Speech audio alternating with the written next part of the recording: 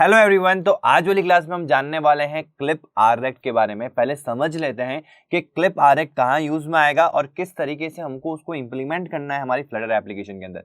तो सबसे पहले समझते हैं what's the need of clip rect. नाम से समझ में आ रहा है क्लिप करना। क्लिप को अगर मैं clip is a shorter form use for Clippers. Clippers को अगर आप देखोगे तो वो कैची की तरह दिखता है।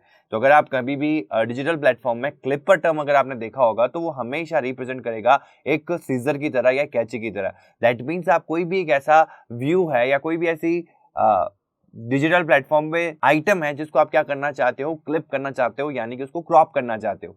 अब नॉर्मली क्या होता है कि जब हम फ्लटर में ऐप डेवलप कर रहे होते हैं तो हमारे पास में कंटेनर के अंदर तो ये ऑप्शन होता है कि हम with the help of box decoration उसके एजेस को राउंड कर सके, लेकिन ये सारे ऑप्शंस ना आपको दूसरे विजेट्स में कहीं जगह पे नहीं मिलते हैं।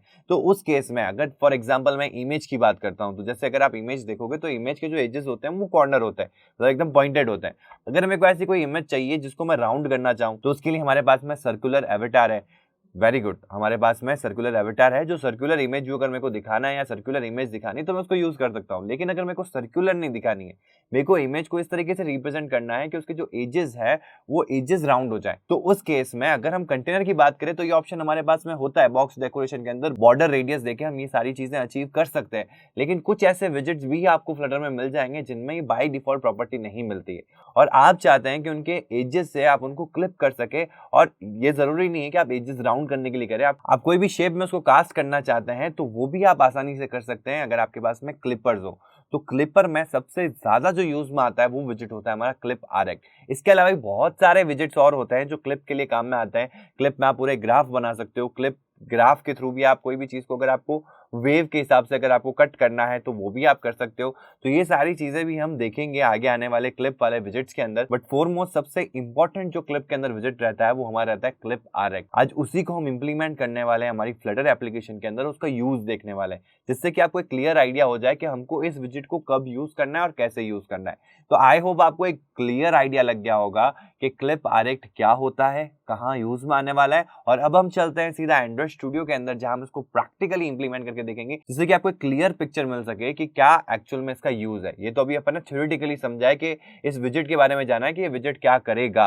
अब वो कैसे करेगा, उसका पिक्टोरियल प्रेजेंटेशन कैसा रहता है हमारे ऐप के अंदर, वो सारी चीज देखने के लिए चलते हैं सीधा एंड्रॉइड स्टूडियो के अंदर। देखो मैं फिर से बता रहा हूँ, it's just the difference of the ID. मैं यहाँ पे एंड्रॉइड स्टूडियो यूज कर रहा हूँ, आप कोई भी दूसरा जिस भी आईडी में आप वर्क करते हैं उस पर वर्क कर सकते हैं। Just the difference of the ID, बाकी पूरा इंप्लीमेंटेशन एकदम सेम है। तो यहाँ मैंने एंड्रॉइड स्टूडियो ओपन कर लिया और एकदम आप देख सकते हैं कि जो बेस प्रोजेक्ट है हमारा वो आ चुका है।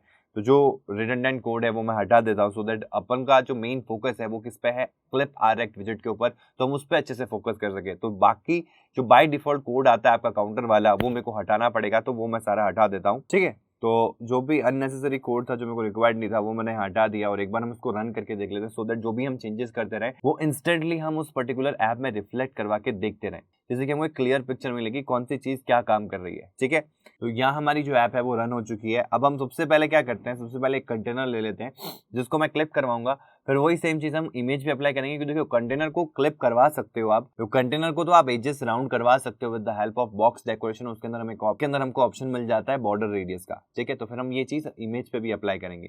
तो यहाँ पे हम आ जाते हैं और इसको मैं कर देता हूँ सेंटर, कलर ले लेते हैं अपन यहाँ पे कलर्स डॉट ग्रे। ठीक है, और इसकी एक साइज फिक्स कर देते हैं, विड्थ 200 एंड हाइट 200। ठीक है, तो ये हमारे पास में बॉक्स आ चुका है। अब मेरे को क्या चाहिए कि मेरे को इसको एजेस से राउंड करना है। ठीक है, एजेस से राउंड मतलब हम एक्चुअल में यहाँ पे क्लिप आरेक्ट का मतलब ही यही है कि हम रेक्टेंगल को क्लिप कर रहे हैं। तो हमारे पास में चार ऑप्शन रहेंगे कि आप कहाँ से क्लिप करना चाहते हैं, टॉप से, बॉटम से, राइट से, लेफ्ट से। तो ये सारे ऑप्शन हमारे पास में रहेंगे और ऐसा कोई जरूरी नहीं कि आप सिमेट्रिकली ही इनको क्लिप करें। अगर आपको रिक्वायर्ड है कि आपको ऐसा लीफ जैसा पैटर्न बनाना है या एक पर्टिकुलर कॉर्नर से आपको एज को राउंड करना है बाकी नहीं करना है तो वो भी आप कर सकते हैं, वो आपको सारे ऑप्शंस उसमें मिल जाएंगे। ठीक है, तो आपको सिंपल सा और कुछ नहीं करना है, इस कंटेनर को व्रैप कर देना है विद अनदर विजेट। यहाँ पे ऑप्शन आता है व्रैप विद अ विजेट। इस विजेट में हम लगाएंगे क्लिप आरेक्ट। सिंपल सा आपको लिखना है क्लिप आरेक्ट।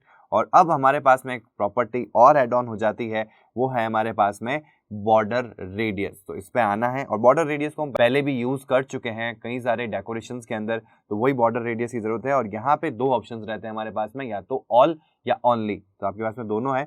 और डायरेक्टली अगर आपको चारों तरफ करना है तो आप सर्कुलर से भी कर सकते हैं अगर आपको सर्कुलर करना है, क्योंकि देखो एजेस राउंड करने के वक्त या बॉर्डर रेडियस देते वक्त हमारे पास में दो ऑप्शन होता है। Either you can choose from circular radius और you can choose from elliptical radius, ठीक है। तो इलिप्स में आप एक्स वाई डायरेक्शन में भी चेंजेस करवा सकते हैं कि अगर आपको एग्जैक्टली सर्कुलर शेप नहीं देना है आपकी रेडियस में, आपको चाहिए कि यहाँ से ज्यादा राउंड हो और यहाँ से कम राउंड हो, तो इलिप्टिकल फॉर्मेट भी अगर आपको बनाना है एजेस के एंड पे तो वो भी आप बॉर्डर रेडियस में प्रोवाइड कर सकते हो। अगर आपको सर्कुलर करना है तो सिंपल से आपको मिल जाएगा बॉर्डर रेडियस डॉट सर्कुलर, और यहाँ पे मैं कर दूंगा 21, और जैसे ही मैं करता हूँ तो आप देख सकते हो कि इनके एजेस क्लिप हो चुके हैं और वो राउंड हो चुके हैं, ठीक है। फिर आता है हमारे पास में ऑप्शन, अगर आपको चारों तरफ भी करना है तो ऑल, तो यहाँ पे आप रेडियस क्लास को यूज करेंगे। देन हमारे पास में दो ऑप्शन होते हैं, सर्कुलर एंड इलिप्टिकल। तो देखो जब हम सर्कुलर दे रहे हैं तो यहाँ पे सिर्फ एक ही ऑप्शन है क्योंकि ये रेडियस, क्योंकि सर्कल में क्या होता है कि आपका इस पर्टिकुलर सेंटर से यहाँ कोई भी एंड पे अगर आप सर्कल की जो सर्कमफ्रेंस है वहां तक जाएंगे तो उसका जो रेडियस है वो सेम ही रहेगा, तभी वो सर्कल बनता है, ठीक है। अगर उसमें थोड़ा बहुत भी चेंज आ जाए कि भाई इधर तो डायमीटर है वो बड़ा है और इधर जो डायमीटर है वो कम है, तो आपका फॉर्म वो फिर सर्कल नहीं रह जाएगा, वो क्या बन जाएगा, आपका इलिप्टिकल शेप बन जाएगा, ठीक है। जैसा कि आप अगर ऐसा एक्स शेप देखते हो, ओवल शेप देखते हो, तो ये सारे सर्कल नहीं है, जिसमें आपका क्या होता है कि या तो विड्थ ज्यादा होगी, मतलब विड्थ डायमीटर जो होगा वो ज्यादा होगा रेदर देन हाइट डायमीटर, या फिर हाइट डायमीटर ज्यादा होगा रेदर देन विड्थ डायमीटर, ठीक है। तो उस केस में आप इलिप्टिकल भी दे सकते हो। इलिप्टिकल से ही पता लग रहा है कि यहाँ पे देखो दो वैल्यूज मांग रहा है, एक्स एंड वाई, ठीक है। तो मैं पहले सर्कुलर करके दिखा देता हूँ यहाँ पे 21, और अगर हम देखेंगे तो कोई डिफरेंस नहीं आएगा। अगर आपको सर्कुलर ही लेना है तो फिर डॉट ऑल करने की रिक्वायरमेंट नहीं, डॉट सर्कुलर करो और डायरेक्टली आप अपनी रेडियस वैल्यू जो देना चाहते हैं वो दे सकते हैं, ठीक है। लेकिन अगर आपको इलिप्टिकल शेप करना है तो आप उस केस में यहाँ पे इलिप्टिकल देंगे, और आपको एक्स में कितना राउंड चाहिए और वाई में कितना चाहिए वो अलग अलग वैल्यूज देनी होगी। तो मैं एक्स में 21 कर देता हूँ और वाई में 41 कर देता हूँ, ठीक है। एक्स ये होता है और वाई आपका वर्टिकल वाला होगा। तो यहाँ पे आप देखोगे कि एजेस जो राउंड हुआ है ना वो अलग शेप में है, जो आपका वाई डायरेक्शन है वो ज्यादा मोल्डेड है रेदर देन एक्स, ठीक है। अगर दोनों को सेम कर दोगे ना तो एक ही बात है, मैं दोनों को सेम कर दूंगा 21 तो फिर वो आपका सर्कल वाला ही हो गया, देख सकते हैं आप यहाँ पे, ठीक है। अब मैं यहाँ पे चेंजेस करूंगा तो आपको आइडिया लग जाएगा ये क्या फर्क आ रहा है इनमें। आप देख सकते हो जिस जिस हिसाब से मैं वाई की डायरेक्शन बढ़ा रहा हूँ तो आप देख सकते हो वाई वाला जो फॉर्मेशन है वो आपका ज्यादा राउंड हो रहा है, एक्स में कम हो रहा है, ठीक है। ये चीज मैं यहाँ करता हूँ और इसको मैं थोड़ा कम करता हूँ तो आप देखेंगे कि एक्स में ज्यादा है, आप देख सकते हैं ऊपर की तरफ ज्यादा मोल्ड हो चुका है, यहाँ rather than X Y direction में कम हुआ है, ठीक है। अब इस तरीके से शेप भी अगर आपको देनी है, यहाँ पे एजेस में आपको इलिप्स फॉर्मेशन चाहिए राउंड करते वक्त, तो आप यहाँ पे इलिप्टिकल शेप भी दे सकते हैं, ठीक है। अब बात करते हैं, ये तो हुआ हमारा ऑल के केस में। अगर हमको किसी किसी जगह पे अलग अलग, मतलब जैसे कि हमारा जो टॉप कॉर्नर है या बॉटम कॉर्नर है या टॉप लेफ्ट है टॉप राइट है, तो इनको अलग अलग वैल्यूज हमको देनी है, मतलब इस एज से अलग राउंड करना है, इस एज से अलग राउंड करना है। अगर ऐसी शेप हमारी डिमांड करती है हमारी यूआई के अंदर तो वो भी हम चीज अचीव कर सकते हैं। उसमें आपको करना कुछ नहीं है, यहाँ पे ऑल की जगह यहाँ पे एक ऑप्शन होता है ऑनली, नाम से समझ में आ रहा है, ऑल मतलब चारों तरफ से, ऑनली मतलब जो चीज आपको देनी है वही आप दे सकते हो, ठीक है।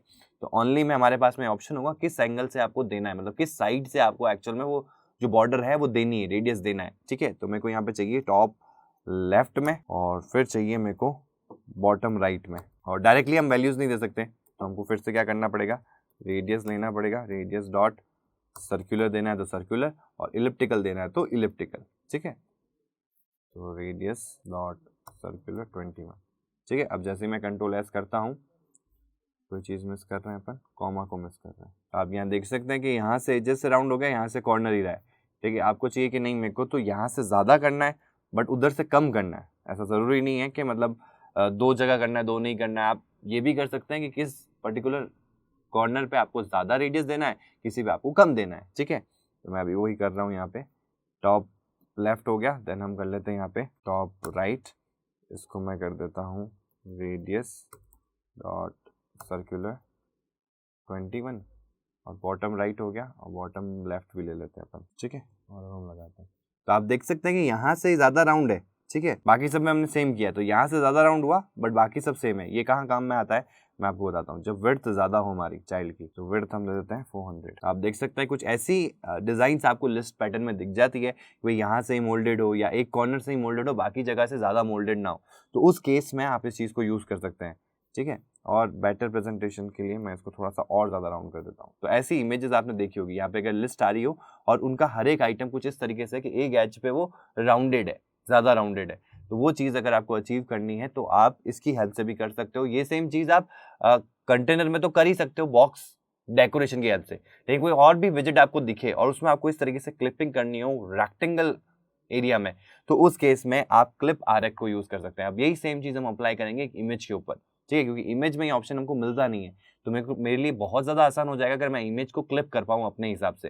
तो अब हम यहाँ पे कंटेनर की जगह ले लेंगे इमेज डॉट एसेट और इन सबको हम हटा देते हैं। ठीक है, अब हमको चाहिएगा एक इमेज, तो इमेज को पहले लेना पड़ेगा हमारे एसेट्स के अंदर। तो हम यहाँ क्या करते हैं, एक फोल्डर क्रिएट करेंगे। आई होप आप सभी को पता होगा कि किस तरीके से आप फ्लटर के अंदर इमेज को इंक्लूड कर सकते हैं। नहीं पता है तो हमारी फ्लटर वाली जो सीरीज चल रही है उनके स्टार्टिंग वाले में हमने image, text field, text button, ये सारे विजेट्स के बारे में डिटेल में समझा था और उनको इम्प्लीमेंट करके भी देखा था। तो अगर आपने वो क्लास मिस कर दी है तो आप फ्लटर की सीरीज में जाके फ्लटर की सीरीज को वापस से ओवरव्यू लोगे तो आपको वो पर्टिकुलर क्लास भी मिल जाएगी, पर्टिकुलर वीडियो मिल जाएगा, तो उसको आप फॉलो अप ले सकते हैं। ठीक है, तो इसीलिए मैं इसको यहाँ पे बहुत ही ज़्यादा फास्ट करने वाला हूँ, क्योंकि हम ये चीज़ के बारे में समझ चुके हैं कि किस तरीके से हमको हमारे फ्लटर के अंदर इमेज को इंक्लूड करना होता है और किस तरीके से उसको इम्प्लीमेंट करवाना होता है, मतलब किस तरीके से वो इमेज व्यू होगी हमारे विजेट ट्री के अंदर। तो वो चीज़ हम कर चुके हैं, तो इस प्रोसेस को हम थोड़ा सा फास्ट कर देंगे। तो सबसे पहले हम क्या करते हैं, यहाँ पे एक फोल्डर क्रिएट करेंगे, डायरेक्टरी एसेट्स के अंदर एक और फोल्डर क्रिएट करेंगे हम इमेजेस नाम से। ठीक है, फिर मैं यहाँ पे एक इमेज ले लेता हूँ जो मेरे को चाहिए, तो मैं डाउनलोड्स में आ जाता हूँ, जैसे कि ये इमेज है, यहाँ पे इसको कर देते हैं पेस्ट। अब हम आते हैं हमारे pubspec.yaml के अंदर। यहाँ हमको बताना पड़ेगा कि हमने इमेजेस कौन कौन सी यूज़ करी। तो हमने 2 बैकस्पेस और 1 स्पेस, 2 बैकस्पेस 1 स्पेस। ठीक है, और मैं क्या करता हूँ कि जितनी भी इमेजेस यूज़ कर रहा हूँ, या तो एक ही इमेज है, ठीक है, फॉर एग्जांपल मेरे प्रोजेक्ट के अंदर मैं 50 to 60 इमेजेस यूज़ कर रहा हूँ जहाँ पे मेरे को रिक्वायर्ड है, तो मैं हर एक का पाथ यहाँ मेंशन नहीं करूँगा। तो मैं क्या करूँगा, वो पूरा का पूरा जो फोल्डर है उसी को मैं यहाँ इंक्लूड कर दूंगा। तो मैं कुछ नहीं करना है, तो उस फोल्डर की ज़रूरत है, तो मैं वो फोल्डर कहाँ पड़ा है, एसेट्स के अंदर स्लैश इमेजेस के अंदर स्लैश बस। स्लैश का मतलब क्या हो गया, इस फोल्डर के अंदर, इस फोल्डर के अंदर जितना भी कंटेंट है वो यहाँ पे इंक्लूड हो जाएगा। हमारे इस केस में तो एक ही इमेज है, लेकिन आपके प्रोजेक्ट के अंदर मल्टीपल इमेजेस हो सकती है प्रोजेक्ट के अंदर, तो वो एक ही लाइन में सब कुछ इंक्लूड हो जाएगा। अगर आपकी 10-20 इमेजेस हैं तो उनको बार बार आपको इंक्लूड करने की रिक्वायरमेंट नहीं रहेगी। ठीक है, तो अब यहाँ पे करना क्या पड़ता है हमको, पब स्पेस गेट। जैसे हम ये कॉल करेंगे उसके बाद में हम आ जाते हैं मेन के अंदर, और यहाँ पे हमको देना पड़ेगा हमारा पाथ। तो दे देते हैं हमारा पाथ एसेट्स के अंदर इमेजेस के अंदर, किस नाम से है, bg.jpeg। ये क्लियर कंफर्म कर लेना कि क्या एक्सटेंशन है, क्या सारी चीज़ें हैं। तो हम इमेजेस के अंदर देख लेते हैं bg.jpeg, यही हमारी इमेज है जो हम लगाना चाहते हैं। तो यहाँ हमने सही लिखा है, फिर भी आप क्रॉस कंफर्म कर ले, और बहुत बड़ा नाम है तो मेरा सजेशन यही रहेगा कि आप उसको जितना शॉर्ट एंड सिंपल रखोगे उतना ईजी रहेगा। ठीक है, तो अगर फिर भी प्रॉब्लम आ रही तो आप रिफ्रैक्टर में जाके रीनेम में जाएंगे और ये नाम पूरा आपको मिल जाएगा। आप इसको यहाँ से कॉपी कर सकते हैं, रीनेम करना नहीं है, और यहाँ लाके आप क्या कर सकते हैं, पेस्ट कर सकते हैं, ये और आसान हो जाएगा। तो उसमें केस में कभी ऐसा रहेगा नहीं कि आपका पाथ गलत है। हाँ, इन चीज़ों का ध्यान रखना कि एसेट्स की स्पेलिंग गलत नहीं होनी चाहिए, इमेजेस की गलत नहीं होनी चाहिए। आप एसेट्स नाम का फोल्डर ही बना सकते हैं, उसमें भी इमेजेस रख सकते हैं। मैं यहाँ पे अलग अलग फोल्डर इसलिए बनाता हूँ क्योंकि मेरे एसेट्स के अंदर मेरे बहुत सारे रिसोर्सेज और भी आ सकते हैं। तो ये प्रैक्टिस बहुत सही रहती है कि अगर आप एक फोल्डर बनाओ तो इमेजेस उस फोल्डर के अंदर एक और फोल्डर बना के रखो। अगर आपके फॉन्ट्स आता है तो फॉन्ट्स के लिए एक अलग फोल्डर उसमें आप रख सकते हो। तो इस तरीके से जब बाइफरकेशन रहेगा आपके एसेट्स वाले फोल्डर में तो आपके लिए काफी ज्यादा आसान हो जाएगा। जब आप डेवलपमेंट फील्ड में इस तरीके से प्रैक्टिस लेके चलेंगे तो आपके लिए उस समय काफी ज्यादा आसानी हो जाएगी डेवलपमेंट करते वक्त। ठीक है, तो अब हम वापस इसको रन करते हैं। तो मैंने यहाँ पे इसको इग्नोर इसलिए किया क्योंकि पब स्पेस गेट करते हो कई बार ये लाइन हट जाएगी, नहीं हटती है तो वैसे भी जब आप रन करते हो तो ये पब स्पेस गेट करेगा ही करेगा। तो वो जो भी आपने अपनी pubspec.yaml फाइल में चेंजेस किए हैं वो एक्सेप्ट होंगे, उनमें कोई एरर नहीं होगी, तभी ये आगे रन होगा। ठीक है, तो यहाँ पे आप देख सकते हैं इमेज आ गई, और इमेज को आप देखेंगे तो क्लिप हो चुकी है। ठीक है, मैं आपको बताता हूँ, और बताने के लिए मेरे को क्या करना पड़ेगा, यहाँ पे साइज देनी पड़ेगी। तो साइज में हम विड्थ और हाइट थोड़ी मेंशन कर देते हैं, 200 विड्थ दे देते हैं और हाइट दे देता हूँ मैं 100, क्योंकि ये लैंडस्केप ओरिएंटेशन है। ठीक है, तो लैंडस्केप ओरिएंटेशन में हाइट कम देनी होती है और विड्थ ज़्यादा देनी होती है। बहुत ही ज़्यादा हो गया ये, तो कम हो गया मतलब, तो हम इसको क्या करते हैं 400 और 200 में डिवाइड कर देते हैं।